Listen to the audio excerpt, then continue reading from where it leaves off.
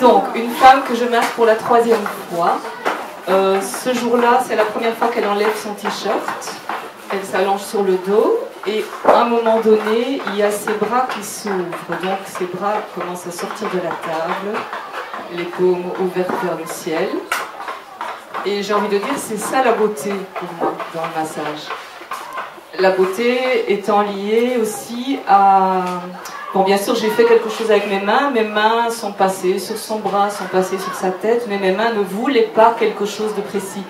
Mes mains n'étaient pas là pour l'ouvrir, pour agir sur elle.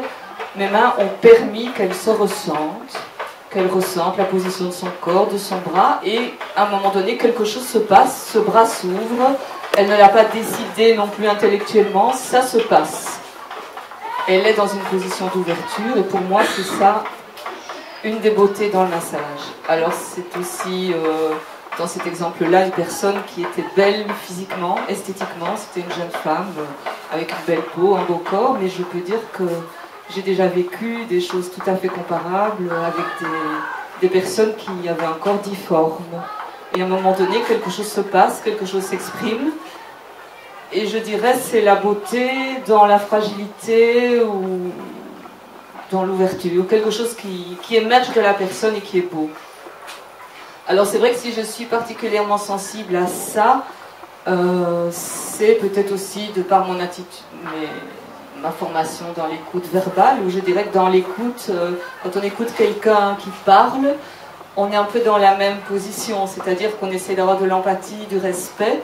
Ça veut dire qu'on laisse la personne faire son chemin, on ne décide pas pour elle, on ne veut pas la changer, on l'accepte comme elle est, on croit en ses ressources.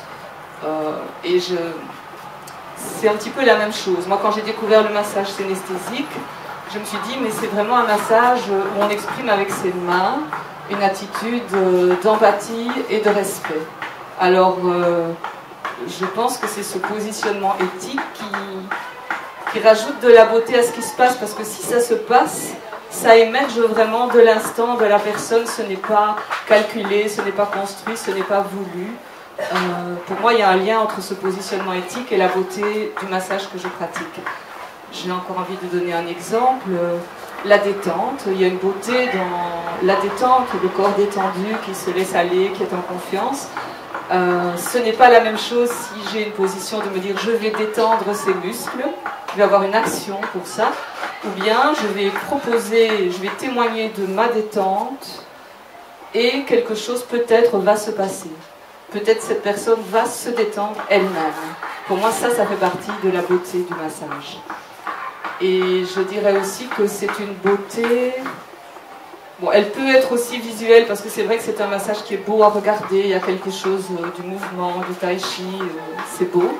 Mais c'est une beauté aussi, je dirais, synesthésique. Ça veut dire que je sens à ce moment-là, moi en tant que masseuse, je sens dans mon corps quelque chose à la fois de confortable, je sens mon bien-être, je sens à la limite la beauté de mon mouvement, la beauté de mon accompagnement, et il y a quelque chose qui se crée avec cette personne-là, qui est unique, qui elle-même va y participer d'une certaine manière, et on crée quelque chose, enfin ça se crée tout seul, j'ai envie de dire. Pour moi c'est ça, c'est une sorte de beauté dans l'instant qui dépasse ma personne, qui dépasse l'autre personne, mais un tout qui se met en place. Une situation où je dirais chacun est à sa juste place. J'ai à ce moment-là la pleine conscience que je suis totalement à ma place, que l'autre est totalement à sa place et vit ce qu'il a à vivre, et que j'y participe. J'y participe par mon corps, par mes gestes, et l'autre personne y participe. Pour moi, c'est ça la beauté du massage. Voilà,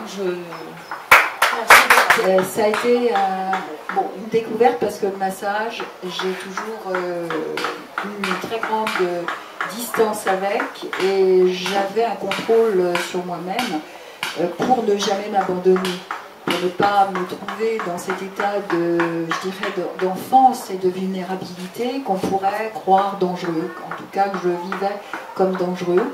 Donc j'ai fait de nombreuses séances de massage et j'ai donné des massages. Mais là, la trace de ce massage, c'est autre chose. c'est que le corps n'est pas touché directement, tout au moins dans cette introduction que nous avons connue avec Lizzie, puisque c'est la première séance.